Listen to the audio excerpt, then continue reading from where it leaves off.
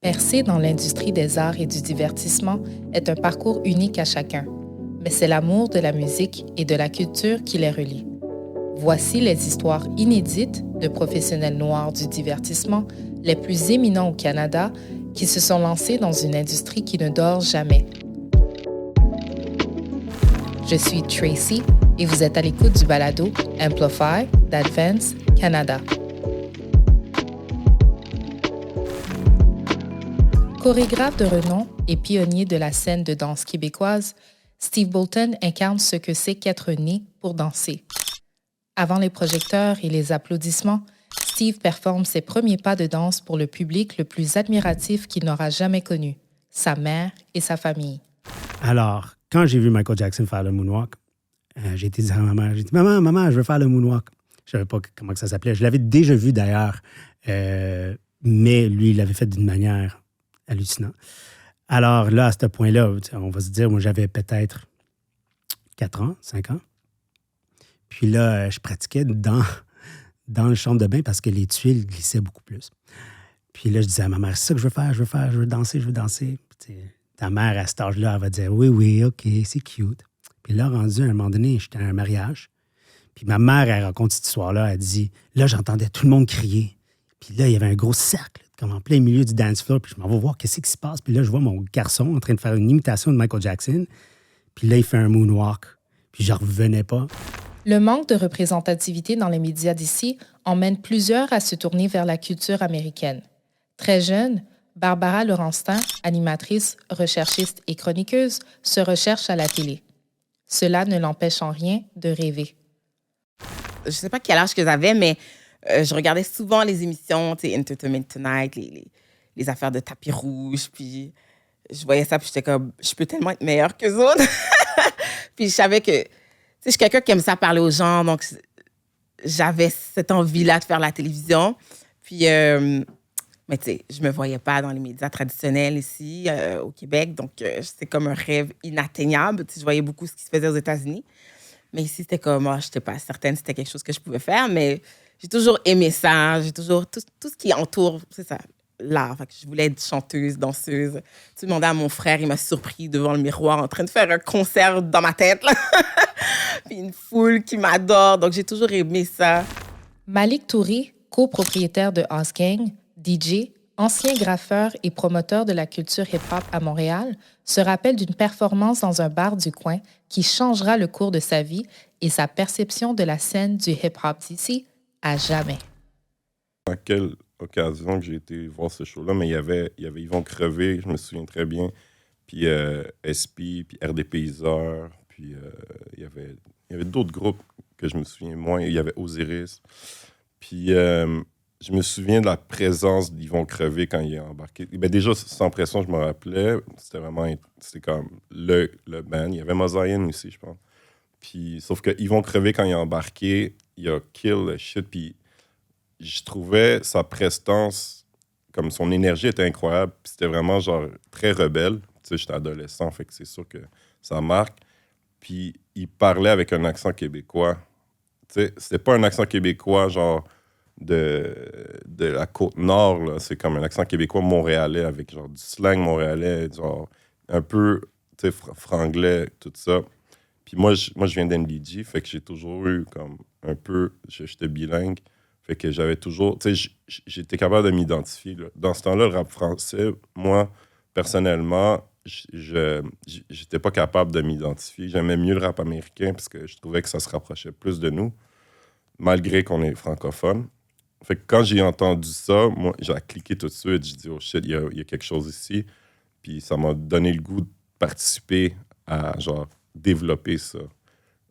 Comment, je sais pas, j'étais comme très naïf, là. Fait que je vais faire une cassette. T'sais. Puis genre, à partir de là, tu sais, j'étais au secondaire 4, je pense, quelque chose comme ça. Puis à toutes les fins de semaine, j'allais à un studio. J'ai commencé, en fait, mon père, j'ai demandé, je lui ai dit que je voulais faire ça. Il y avait des contacts, il connaissait un gars à l'époque qui s'appelait Cédric Morgan, que c'est lui qui a parti le label Montreal. Fait que mon père me l'a présenté, Puis j'étais comme, ah, tu sais, je veux faire une compilation. Peux-tu me donner des contacts? Puis là, il m'a arrêté. Il dit comme, yo, le jeune, là, comme, moi, ça fait 20 ans que je suis ici, là. Je veux pas comme juste te lancer mes contacts. Mais genre, c'est pas comme ça que ça marche. Là, j'ai comme, ah, OK. Sorry. À un jeune âge, Morija Kitenge Banza sait qu'il deviendra l'artiste en art visuel de renom qu'il est aujourd'hui. Mais la route pour y arriver ne semblait pas aussi bien tracée. Au fait, à la base, je ne devais pas faire de l'art visuel. À la base, moi, je voulais faire de la musique. Et je voulais aller à l'INA, qui est l'Institut, parce qu'au Congo, à Kinshasa, on a un conservatoire, l'INA, en fait, l'Institut national des arts. C'est où tout le monde va pour faire de la musique, le théâtre, tout ça. Mais mes parents ne voulaient pas que je fasse la musique. Parce qu'à l'époque, peut-être moins aujourd'hui, faire de la musique était considéré un peu comme tu vas devenir un voyou, en fait. C'était relié à l'idée de Papa Wemba, les jeunes groupes et tout ça. Donc, si ton fils fait de la musique, en plus, moi, je suis l'aîné de la famille, donc si ton fils fait de la musique, ben, c'est sûr qu'il devient un voyou. Et c'était non pour mes parents. En fait, pas automatiquement non, mais c'était plus, mais il n'y a pas d'avenir là-dedans. Et comme je ne voulais pas les maths, je voulais faire plein de choses, mais qui restaient, dans mon avis, au fait, dans le circuit art. Parce qu'après, j'ai voulu faire le cinéma, mais il n'y avait pas d'école de cinéma. S'il y avait une école de cinéma, j'aurais peut-être fait du cinéma. Finalement, ce qui me restait, c'était les arts visuels, parce que quand j'étais au secondaire, un de mes profs, parce que l'autre, c'était la prof de maths qui était un peu dure, sœur Carmen, je ne m'oublie pas. Un de mes profs m'a dit, mais tu dessines bien, tu devrais aller à l'Académie de Beaux-Arts. Et c'est comme ça que je suis allé à l'Académie de Beaux-Arts. Et finalement, c'était plus simple pour moi parce qu'il n'y avait pas des maths à l'Académie de Beaux-Arts, il y avait les arts visuels. Et je t'avoue que quand je suis arrivé à l'Académie de Beaux-Arts, je ne savais même pas si j'allais faire la peinture ou la sculpture. Bref, parce qu'au secondaire, comment ça fonctionne à Kinshasa, tu as le secondaire qui est tout en secondaire, au fait, qu'on appelle les humanités, parce que nous, c'est un système belge. Tu es déjà dans une école d'art, au fait. Et après, tu n'as qu'à switcher, prendre les marches pour aller à l'université, parce que c'est dans la même enceinte, au fait. Donc, c'est comme ça que je suis arrivé en art visuel, parce qu'au Congo, à l'époque, on appelait ça art plastique. Donc, ici, on dit art visuel. Donc, je suis arrivé là-dedans. Mais honnêtement, je ne savais même pas que j'allais faire de la peinture. Je ne savais même pas ce que j'allais faire. Mais j'y allais parce que je me disais, au moins, je suis en art. Je fais quelque chose qui va me plaire et puis ça a l'air bien. Trouver sa passion est un défi en soi, puis s'ensuivent les étapes pour y arriver. Barbara n'y échappe pas lorsqu'elle décide de quitter une carrière stable en ressources humaines pour poursuivre sa réelle passion, devenir animatrice de télé. J'avais une gestionnaire qui était super ouverte, puis j'ai dit, j'aimerais ça prendre un cours d'animation, puis elle m'a encouragée, puis j'ai suivi une formation à Montréal, une école qui s'appelait Promédia. Tu sais, j'avais aucune expérience en animation, télé, peu importe, recherche. Donc, j'ai dit, je vais prendre un peu d'expérience, parce que j'étais comme, je ne vais pas retourner à l'université, faire un programme de 3 ans. Je ne voyais pas ça dans ma tête. Je voulais faire quelque chose qui était quand même court, mais qui allait me donner ce que j'avais besoin. Puis j'ai fait beaucoup de recherches, puis c'était l'école qui ressortait souvent. Donc, j'ai fait ça pendant comme 6 mois, aller-retour, Ottawa-Montréal. J'avais des grosses journées. C'était comme des cours de 4 heures le soir. Je refrapperais la route à minuit. Je reprenais à Ottawa pour être au bureau à 8 heures. J'ai fait ça 6 mois de temps. J'avais, comme je t'ai dit, une patronne super compréhensive, super encourageante et tout. Quand mon cours s'est fini, j'ai commencé à faire du bénévolat. Comme à Ottawa, c'est une station qui s'appelle TV Radio. C'est comme l'équivalent de MaTV au Québec. Puis, j'ai commencé à faire des chroniques là-bas.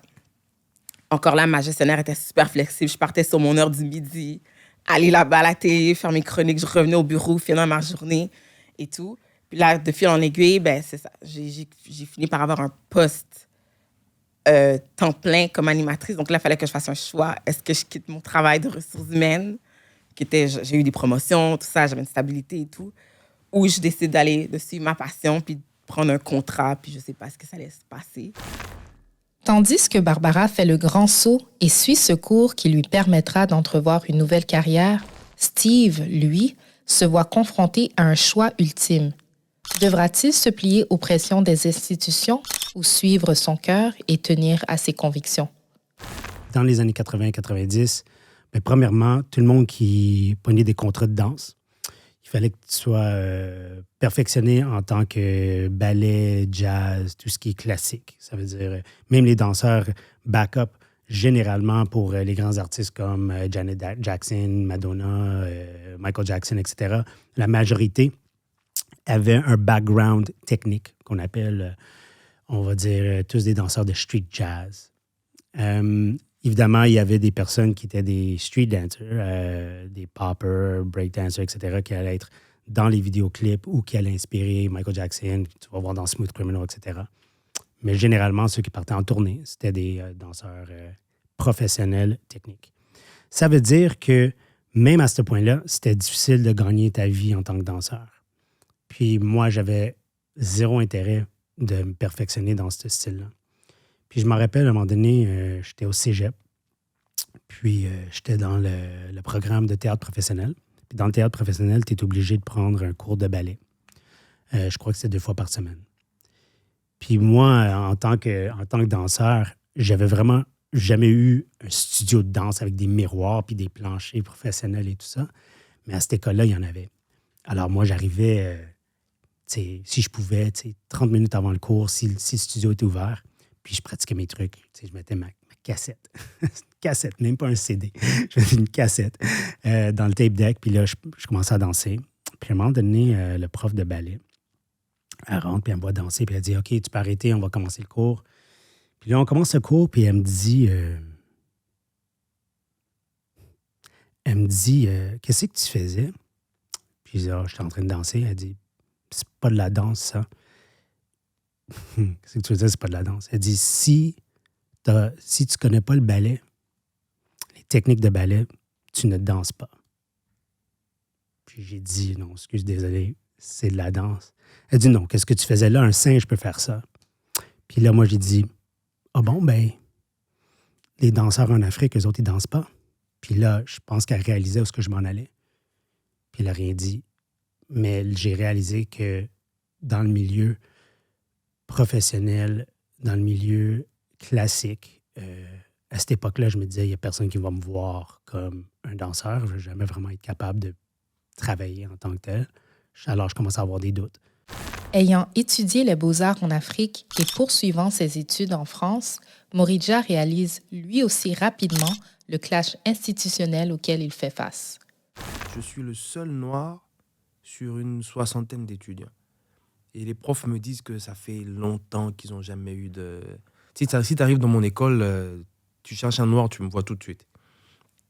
Et pour moi, c'est une école, quand j'arrive dans les années 2000, c'est une école qui est en réflexion. On est beaucoup dans l'art contemporain. C'est tout ce qui est conceptuel et tout ça. Ça n'a rien à voir avec l'Académie des Beaux-Arts. Parce que moi, quand j'ai dit Académie des Beaux-Arts, on nous apprend à reproduire du Rembrandt, du Picasso, En fait, c'est ça. On doit reproduire. Tu dois être capable de faire le jaune que Picasso il avait fait là. Si tu n'es pas capable, tu échoues.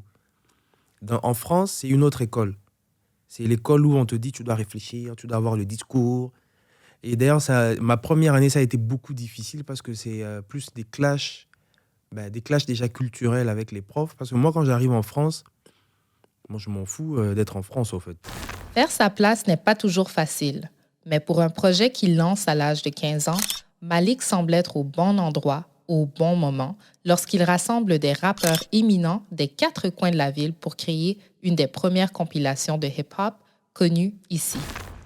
J'ai vraiment eu de la chance, en fait. J'étais juste au bon endroit, au bon moment. Fait que j'ai juste contacté des gens que je connaissais, puis eux, ils connaissaient telle personne, telle personne, telle personne. Là, on m'a présenté... J'ai fait un meeting chez nous, là. J'avais 15 ans. J'avais 15 ans. C'était des gens qui avaient 22, 23 ans. Puis, tu sais, il y avait des gars hood, il y avait des gars pas hood. Mais moi, je ne savais pas. Fait que là, je les ai invités. Genre, j'ai acheté plein d'alcool. Je suis comme, OK, venez, on va chiller. Fait que là, c'était comme pour présenter le projet, faire le pitch. Puis là, genre, il y avait les gars d'RD Payseur. Il y avait les gars de... non, les gars de South Squad n'étaient pas là, mais les gars de RD Payseur, d'Attache Tatuc, puis 2-3 autres groupes. Ils sont venus, j'ai présenté le projet, on a fait des freestyles, tout ça. Puis là, après, à partir de là, j'ai rencontré des gars de RD Payseur, Cerveau, puis je pense que Vulgaire était là aussi. Puis ils m'ont demandé, ils m'ont dit, tu sais, tu devrais checker les beats de Fang. Fait que là, je suis comme, OK, je contacte Fang. Fang, c'était un OG, là. Fang, il a genre fait beaucoup de shit pour... Tu sais, c'était comme le contact pour tout le monde, genre. Il faisait des beats pour tout le monde, là. Fait que lui, il m'a comme épaulé, trouvé des nouveaux aussi rappers, des gars de Sound Squad. JR The Big Fella, qui est comme sur un des premiers CD de Connaisseur, tout ça. Puis c'est ça. Puis à partir de là, tu sais, lui, c'était comme, OK, on va faire ça, ça, ça. On est allé au studio. Il m'a comme un peu expliqué comment ça marchait. Puis toutes les fins de semaine, on était ensemble, on faisait des shit. C'était vraiment fou.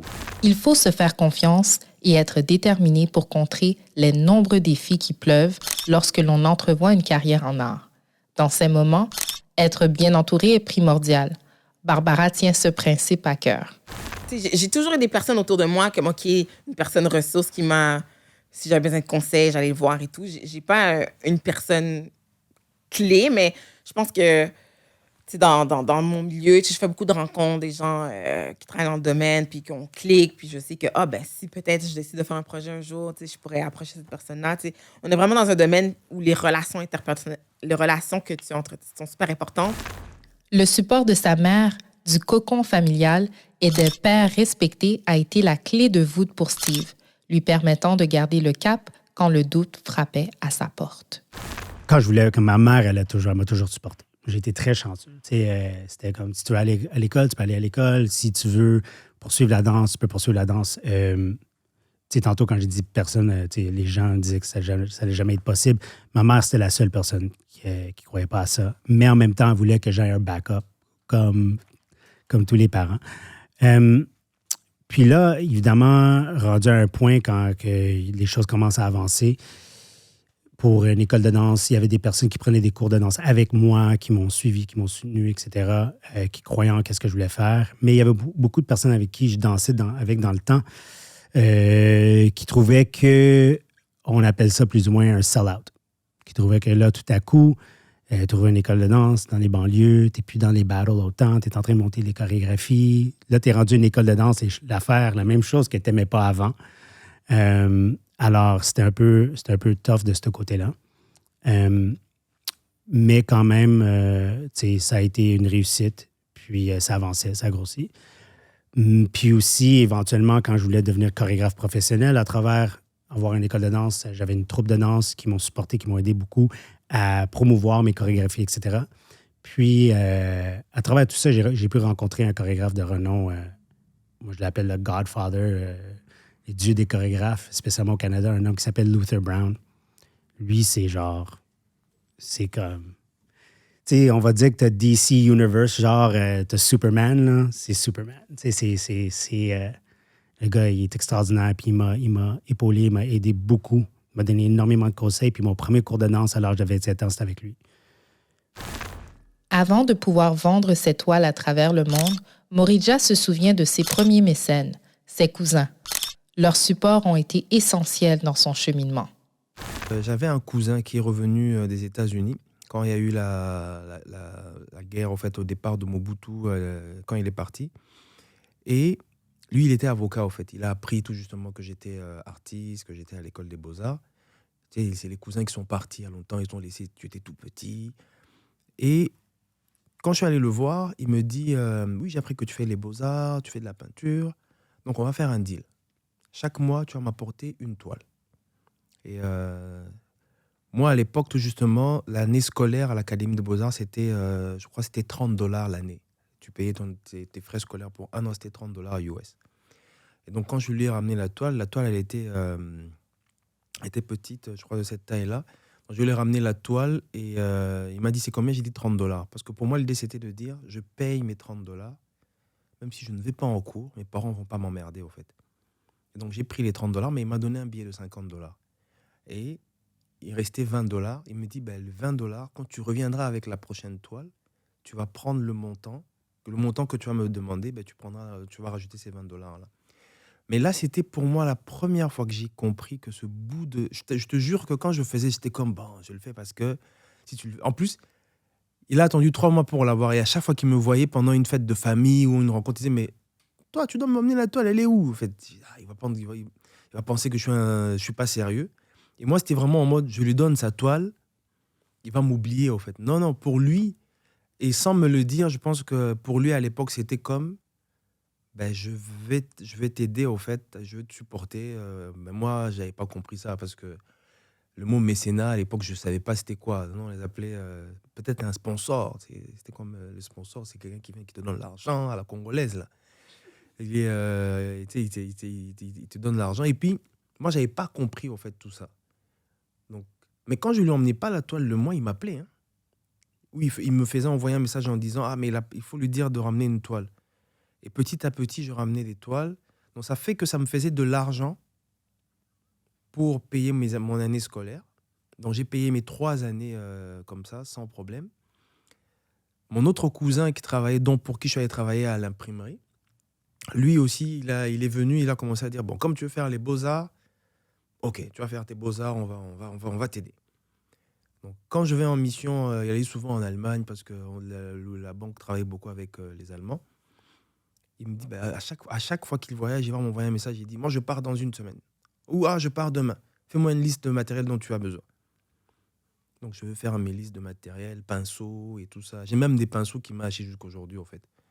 Donc, je pense, tu vois, ce sont des gens, tu vois, là, je repense maintenant, ce sont des gens qui m'ont soutenu comme ça, sans pour autant s'attendre à ce que j'allais faire avec.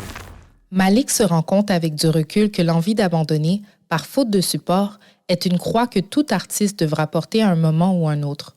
Sa grande volonté d'impacter son prochain l'emmène à traverser les embûches. C'est difficile de vivre des échecs constants. Fait que là, tu sais, je pense que ce qui me fait que je reste, c'est que je vois que ça peut fonctionner, puis je veux montrer comment ça peut fonctionner. Fait qu'on dirait que j'ai toujours quelque chose à prouver encore. Puis j'ai comme un objectif de pouvoir step down, puis de laisser comme quelqu'un s'occuper du truc, puis que moi, je sois plus comme consultant, puis d'avoir un salaire qui est comme encore quand même, qui est respectable tout de même, là, même si je suis plus, mettons, directeur. Puis que je puisse avoir comme une vie plus raisonnable par rapport à ça. Sans reconnaissance ou support, il peut être difficile de garder la motivation. Le monde de la danse est une scène à part entière où les danseurs québécois se battent constamment pour se faire une place dans une industrie qui les ignore trop souvent. Que souvent, les danseurs sont des accessoires ou le background. Puis même quand on voit Révolution, qui est extraordinaire, quand on voit Révolution, un spectacle comme ça, évidemment, les danseurs sont en avant, c'est le premier plan, c'est eux autres, les celebrities. Quand on regarde des shows comme So You Think You Can Dance, etc. Mais quand on regarde des spectacles en tournée, quand on regarde des shows qui partent à travers le monde, c'est des shows de Cirque du Soleil, c'est des comédies musicales, c'est généralement ça. Alors, j'aimerais voir la même opportunité pour les danseurs. Barbara repart à zéro lorsqu'elle quitte Ottawa pour prendre Montréal d'assaut en quête de découvrir de nouveaux horizons. Elle réalise vite qu'être une personnalité médiatique noire au Québec est une réalité propre en elle-même dans ce marché qui valorise la popularité. Moi, la majorité de ma carrière, je l'ai fait à Ottawa. Puis, c'est un petit marché à Ottawa. Donc, c'est sûr qu'à un moment donné, tu ne peux plus vraiment monter. Il n'y a pas plein d'émissions qui se produisent là-bas. Il n'y a pas... Donc, les opportunités sont... Oui. À un moment donné, je suis comme, bon, ben, je ne peux pas faire grand-chose. Là, maintenant, ça fait 2 ans que je suis revenue ici à Montréal. Puis là, c'est comme... Oui, c'est souvent les mêmes gens qu'on revoit. Là, je vois dans les dernières années, tranquillement, on voit d'autres visages, des personnes afrodescendantes, entre autres. Ça s'en vient un peu. Mais là, maintenant, je pars sur un canevas blanc, là, ici. Là, c'est comme si je dois recommencer ce que j'avais un peu bâti en Ontario. Je dois le faire ici. Donc, pour moi, en ce moment, je pense que j'ai des opportunités. Je commence tranquillement à faire de la radio ici. Entre autres, oui, je suis recherchiste, mais je fais de la chronique aussi. Donc, je pense que maintenant, ici, c'est un autre marché que je dois attaquer. Mais ici, c'est très... Il faut que tu aies un nom. Hein, c'est comme ils ont beaucoup... Ils vont suivre les following. Ils vont suivre... Donc, c'est ça qui est dur à percer. Puis, je parlais à un de mes collègues, un animateur connu, puis même lui, il se fait refuser des contrats parce qu'apparemment, il a pas assez de notoriété. Puis tu te dis, ben, comment ça, toi? Donc, si lui, cette personne-là, ça lui arrive, tu imagines moi. Donc, moi, c'est comme, faut vraiment que je bâtisse ma carrière. Puis, on est dans un milieu où est-ce que c'est de la popularité, là, avant que tu puisses avoir une émission, peu importe. Du moins, si tu veux travailler dans les grosses chaînes, tu sais. Après ça, si tu veux partir ta plateforme, tu sais, je pense que ça se fait aussi, là. Malik, pour sa part, considère que le marché de la musique n'est pas nécessairement petit, mais tout simplement en voie de développement. Plusieurs facteurs l'expliquent, mais la richesse de la scène reste indéniable. Je trouve qu'il y a beaucoup de structures maintenant. Il y a des labels. Il n'y avait pas de labels avant. Avant, les labels, c'était. Tu te faisais signer par les labels qui ne savaient pas c'est quoi le rap, là, Audiogramme. Comme Rain Man a été signé, c'était comme oh my God. Là. Après, il y avait LMDS. Il y avait même Royal Hill sont fait signer, mais il y en a beaucoup qui sont fait crosser. Il y en a d'autres qui ne sont pas fait crosser puis qui ont réussi à faire des trucs qu'ils n'auraient jamais pu. T'sais. Fait que moi, je trouve que c'est là. C'est juste que le Québec, c'est petit. Fait que c'est juste qu'on s'en rend moins compte. C'est moins une industrie que comme si tu vas en France. T'sais. Parce que le bassin de population est complètement différent.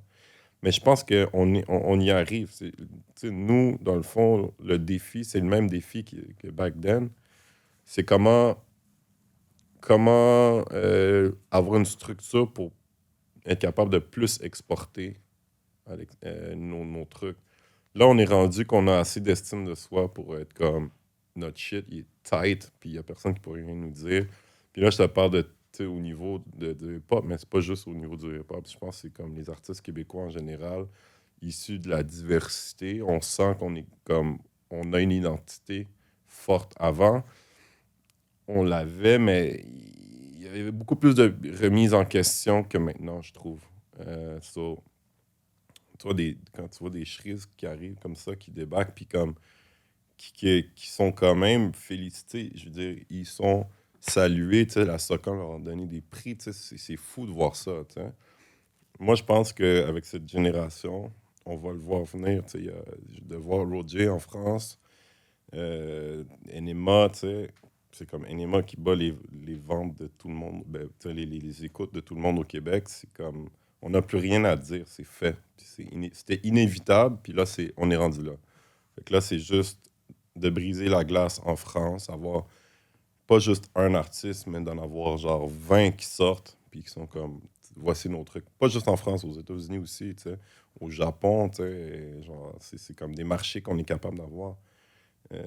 Tout le continent africain, on est comme une population de diaspora à Montréal. Fait que c'est comme, on est capable d'amener une richesse qui est comme unique. Il n'y a pas une place comme à Montréal dans le monde. Si l'éventail et le mélange des cultures font de Montréal sa richesse, il reste que le croisement entre ces différentes sensibilités et particularités amène Moridja à se questionner sur sa place dans un marché qui cherche souvent à caser plutôt que d'inclure. Les possibilités que j'ai au Canada, j'ouvre. Il y a des difficultés, en fait. Enfin, les difficultés, c'est aussi beaucoup, et ça, c'est intéressant, parce que souvent, on va dire, tu es un artiste noir, tu es de la communauté noire. Il n'y a pas une communauté noire, il y a des communautés noires. Moi, je suis né au Congo, je ne suis pas né ici. Donc, quand je viens ici, je trouve des communautés noires. Comment est-ce que je m'inscris dans ces communautés? Après, quand tu arrives à t'inscrire dans ces communautés, comment est-ce que tu deviens différent, en fait, dans le sens où tu dois exister? Tu vois, il y a toutes ces questions-là de tous les jours, comment je me bats, de comment est-ce que je dois exister, moi, tout en faisant partie des communautés noires, mais exister moi en tant que Congolais, tout en sachant aussi, historiquement, qui sont les premières communautés noires qui sont ici, c'est les communautés haïtiennes. Moi, je ne suis pas haïtien. Comment est-ce que tu deals en tant qu'artiste noir avec d'autres communautés noires qui sont venues, par exemple, des États-Unis? Là, les gens ne les voient pas, tout ça, au fait, toute cette façon de faire. Parce que moi, je suis du Congo. Congo qui a été colonisé par la Belgique. Bon, les Belges, on les aime bien, mais dans l'échiquier mondial, les gens vont pas... En fait, moi, j'ai ces batailles-là entre moi-même, au fait, de trouver aussi ma place. Même si aujourd'hui, je suis un artiste, heureusement, j'ai une bonne galerie et tout ça, mais j'ai encore ces batailles-là, au fait, de trouver ma place, une institution. Et en même temps, là, je parle, j'inspire aussi, j'espère, d'autres personnes Donc, il y a des jeunes qui arrivent, donc je ne veux pas toujours rester là. Donc, il faut que je... En fait, toutes ces choses-là, c'est des choses auxquelles je pense tous les jours. Je ne reste pas là en me disant « Oh, je suis dans le musée, c'est cool. » Ah non, moi, tous les jours, c'est comme si je repartais à zéro. Dès que je me réveille, même aujourd'hui, si tu me dis « J'ai exposé au MoMA », pour moi, c'est comme le lendemain, je vais me dire « Je repars à zéro, en fait. » Commencer une carrière dans le domaine artistique à Montréal vient avec son lot de défis et pour l'entamer, il faut d'abord y croire. Avec de bons mentors ou la capacité d'en devenir un soi-même, du courage et la détermination de faire sa place dans une industrie où elle ne l'est pas donnée, Steve, Barbara, Morija et Malik ont su répondre à l'appel de leur passion et se tracer une voie bien à eux. Qu'ont-ils appris de leur parcours jusqu'à présent? Ont-ils réalisé leurs rêves? Soyez à l'écoute du prochain épisode de Amplify pour en savoir plus.